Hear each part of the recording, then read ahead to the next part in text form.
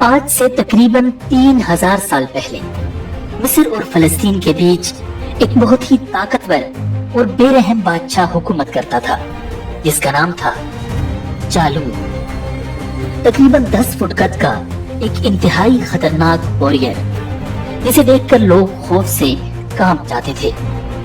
وہ قوم عمالقہ سے تھا اور بنی اسرائیلی قوم کا بدترین دشمن تھا۔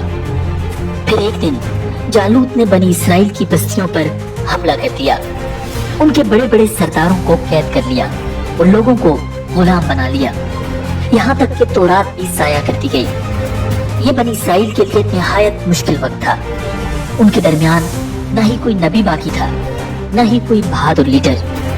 خاندان نبوت کی بھی صرف ایک ہی خاتون بچی تھی جو اس وقت امید سے تھی۔ کچھ مہینوں بعد ان کے ہاں ایک بیٹا پیدا ہوا جس کا نام رکھا گیا شموئیل۔ شموئیل ابھی بچے ہی تھے کہ والدہ نے انہیں ایک نیک بزرگ کے پاس تعلیم حاصل کرنے بھیج دیا۔ چھوٹی عمر میں ہی وہ اللہ کی کتاب کے بڑے عالم بن گئے۔ لوگ ان سے رہنمائی لینے لگے۔ ایک طویل عرصے بعد بنی اسرائیل کو ایک ایسا شخص ملا جو ان کے دلوں میں ایمان اور حوصلہ جگا رہا تھا۔ اور پھر ایک دن اللہ رب العزت نے حضرت شموئیل علیہ السلام کو نبوت عطا فرما دی، اور یوں بنی اسرائیل کی قسمت بدلنے کا سفر شروع ہو گیا۔ شموئیل علیہ السلام کے زمانے میں بھی جالوت اور اس کی قوم کا ظلم ختم نہ ہوا۔ وہ جگہ جگہ فساد کرتے، لوگوں کا مال لوٹتے اور کمزوروں پر ظلم کرتے۔ بلاخر تنگ آ کر بنی اسرائیل کے لوگ حضرت شموئیل علیہ السلام کے پاس آئے اور بولے، ہمارے لیے ایک بادشاہ مقرر کر دیں تاکہ ہم جالوت سے مقابلہ کر سکیں۔ حضرت شموئیل علیہ السلام نے کہا، مجھے ڈر ہے کہ اگر اس بادشاہ نے تمہیں جہاد کا حکم دیا تو تم پیچھے ہٹ جاؤ گے۔ انہوں نے جواب دیا، ہم بھلا کیوں پیچھے ہٹیں گے؟ ہم تو اپنے گھروں سے نکال دیے گئے ہیں، ہمارے بچے ہم سے چھین لیے گئے ہیں۔ مگر حضرت شموئیل جانتے تھے کہ بنی اسرائیل بار بار وعدہ توڑ چکے ہیں۔ حضرت موسیٰ کے زمانے میں بھی انہیں قوم عمالقہ سے جہاد کا حکم دیا گیا تھا، مگر بنی اسرائیل نے ڈر کر انکار کر دیا تھا۔ اب ایک بار پھر وہ جہاد کا وعدہ کر رہے تھے۔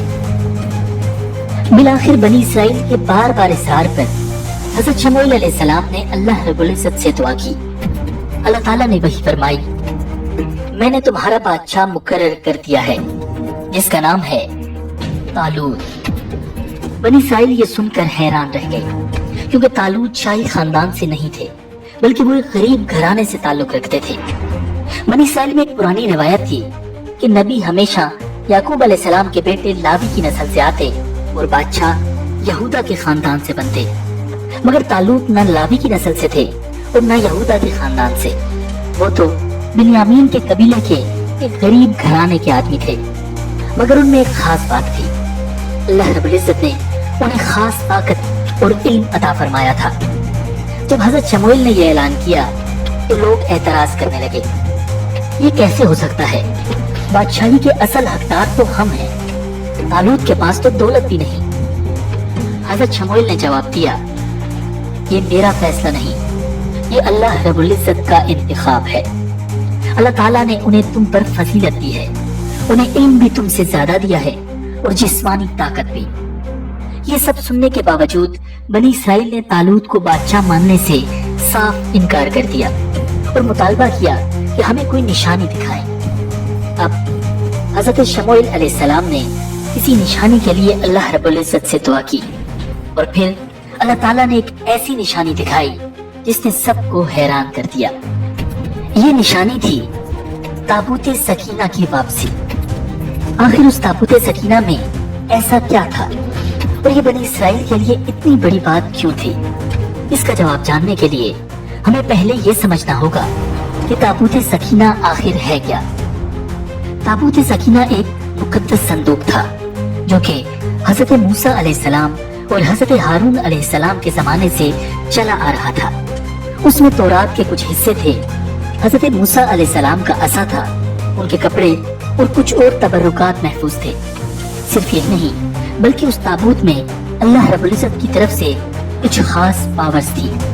جب بھی بنی اسرائیل کسی جنگ میں جاتے تو یہ تابوت ساتھ لے کر جاتے، جس کی وجہ سے ان کا خوف بالکل ختم ہو جاتا اور ہمیشہ وہ جنگ جیت جاتے۔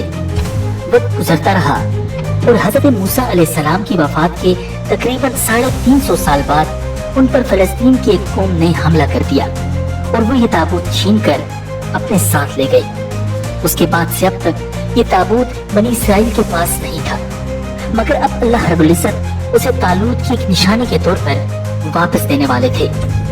कुरान में सिर्फ इतना आता है कि फरिश्तों के जरिए अल्लाह रब्बुल इज्जत ने ताबूत सकीना तालूत के पास पहुंचा दिया।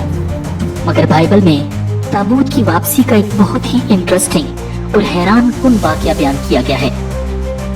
बाइबल में लिखा है कि फलस्तीनियों ने जब ताबूत सकीना पर कब्जा किया तो उसे अपने सबसे बड़े इबादत खाने में ले गए। वहाँ उन्होंने उसे अपने माबूद दजून के बुत के पास रख दिया। लेकिन उसके बाद ऐसे पुरअसरार वाकयात शुरू हुए जिन्होंने फलस्तीनियों को खौफ में डाल दिया। सुबह जब वो लोग अपने बुत की इबादत के लिए आते तो देखते वो मुंह के बल जमीन पर गिरा हुआ है। वो दोबारा उसे खड़ा करते, लेकिन अगली सुबह फिर वो उल्टा पड़ा होता। ये मनाजिर रोज देखकर उनके दिल कांपने लगे। फिर एक और अजाब नाजिल हुआ। अब पूरे शहर में चूहे भर गए जो उनकी फसलें तबाह करने लगे। यहीं पर बस न हुआ, बल्कि कुछ ही अरसे बाद इलाके में एक खौफनाक बीमारी फैल गई। पूरी कौम को फोड़े और गिल्टियां निकलने लगी। लोगों की जानें जाने लगी। अब फलस्तीनी घबरा कर कहने लगे, यकीनन ये सब कुछ इस संदूक की नहूसत है, इसको यहाँ से निकालो। उन्होंने अपने काहिनों और नजूमियों को बुलाया। काहिनों ने कहा, इसका सिर्फ एक इलाज है, ताबूत को वापस कर दो और साथ नजराना भी दो। सोने के साथ चूहे बनाओ और साथ फोड़े बनाओ और ताबूत के साथ एक नई गाड़ी में रख दो। दो ऐसी गायें लाओ जो पहली बार दूध दे रही हो और उन्हें इस गाड़ी के साथ लगा दो। फिर उन्हें खुला छोड़ दो। जिस तरफ वो खुद चल पड़े वही अल्लाह की निशानी होगी। फलस्तीनियों ने ऐसा ही किया और सबने अपनी आंखों से देखा कि वो गायें खुद ब खुद सीधा बनी इसराइल की सरजमीन की तरफ बढ़ती गईं। यूं अल्लाह के हुक्म से ताबूत सकीना दोबारा बनी इसराइल के पास पहुंच गया। ताबूत सकीना की वापसी ने बनी इसराइल के दिलों में नई जान डाल दी। वो समझ गए कि अल्लाह रब्बुल इज्जत की मदद उनके साथ है। हजरत तालूत ने कौम को इकट्ठा किया और जालूत के खिलाफ जंग की तैयारी शुरू कर दी। बनी इसराइली बड़े जोश जज्बे के साथ इस जंग की तैयारी कर रहे थे। आखिर वो दिन आ गया जब हजरत तालूत हजारों अफराद के इस लश्कर को लेकर जालूत से मुकाबले के लिए निकल पड़े। बनी इसराइल का लश्कर पूरे जज्बे के साथ आगे बढ़ रहा था, मगर हजरत तालूत को खदशा था कि बनी इसराइल मौका पर कहीं पीछे न हट जाए, क्योंकि जालूत की फौज निहायत खौफनाक और ताकतवर थी। लश्कर चलते चलते उर्दन और फलस्तीन के दरमियान एक दरिया के किनारे पहुंचा। रिवायात में आता है कि यह दरियाए उर्दन था। यहाँ हजरत तालूत ने अपने लश्कर का डिसिप्लिन चेक करने के लिए उनका इम्तिहान लेने का फैसला किया। उन्होंने फरमाया, अल्लाह तुम्हें एक दरिया के जरिए आजमाने वाला है।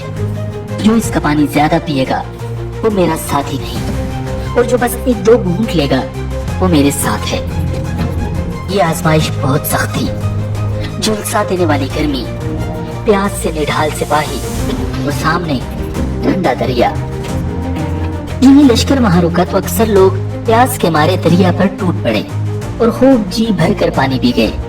उन्होंने सोचा कि तालूत को क्या ही पता चलना है, लेकिन चंद ही ऐसे थे जिन्होंने हुक्म की पाबंदी की और सिर्फ चंद घूंट पानी पिया। जब लश्कर ने दोबारा सफर शुरू किया तो एक अजीब मामला पेश आया। जिन्होंने पेट भर कर पानी पिया था उनको फिर से शदीद प्यास लगने लगी, जबकि जिन्होंने अल्लाह रब्बुल इज्जत के हुक्म के मुताबिक चंद घूंट पानी पिया था उनकी प्यास बुझ चुकी थी।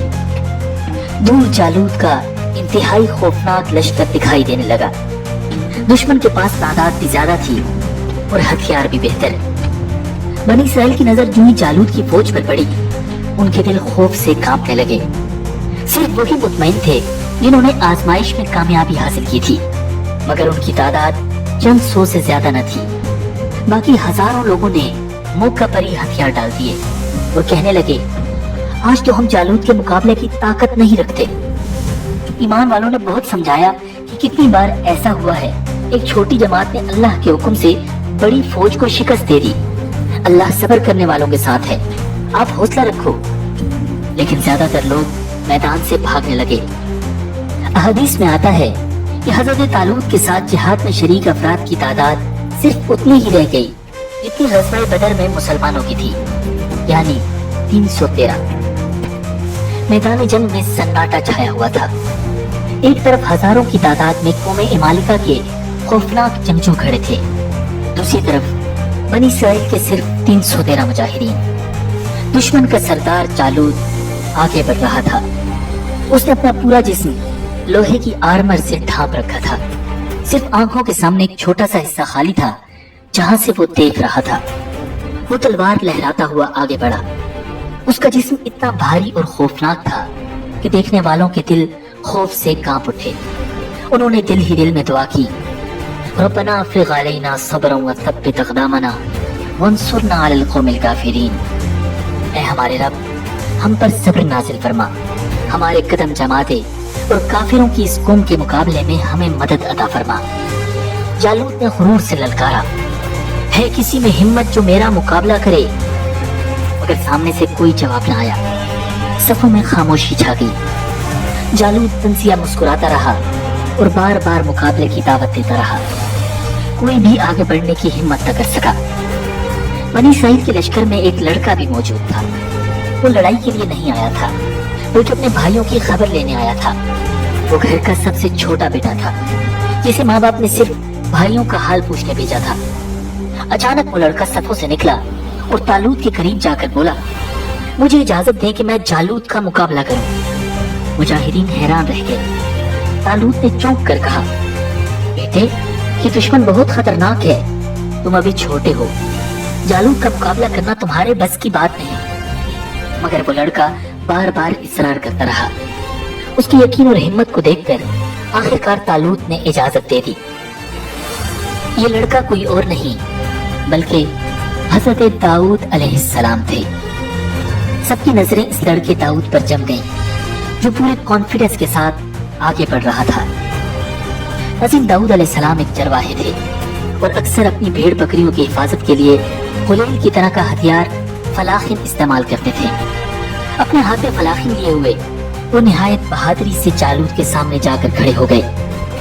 जालूत ने इन्हें देखकर कहका लगाया और तंज किया, क्या तुम मेरे सामने पत्थरों के साथ आए हो? लेकिन दाऊद अलैहिस्सलाम ने पूरे यकीन से कहा, मैं तेरे पास अल्लाह के नाम के साथ आया, जो तमाम जहानों का परवरदिगार है। फिर उन्होंने अपने फलाखिन में एक पत्थर रखा और पूरी पावर के साथ घुमाकर जालूत को मारा। पत्थर सीधा जालूत की आंखों के दरमियान लगा और पेशानी के अंदर घुस गया। जालूत जमीन पर गिर चुका था। फौरन हज़रत दाऊद अलैहिस्सलाम आगे बढ़े और उसी की तलवार से उसे कत्ल कर दिया। ये मंजर देखकर बनी इसराइल ने ललकार कर जालूत की फौज पर हमला कर दिया। दुश्मन के सिपाही डर कर मैदान जंग से भाग गए और यूं अल्लाह के हुक्म से ये अजीम जंग बनी इसराइल की फौज जीत चुकी थी। इसराइली रिवायात में आता है कि तालूत हज़रत दाऊद अलैहिस्सलाम की बहादुरी से इतना इम्प्रेस हुए कि उन्होंने अपनी बेटी की शादी हज़रत दाऊद अलैहिस्सलाम से कर दी। बनी इसराइल अब हज़रत दाऊद को एक हीरो मानने लगे और फिर तालूत की वफात के बाद अल्लाह रब्बुल इज़्ज़त ने उनको बनी इसराइल की बादशाहत अदा कर दी और साथ ही उन्हें नबूवत भी अदा कर दी गई।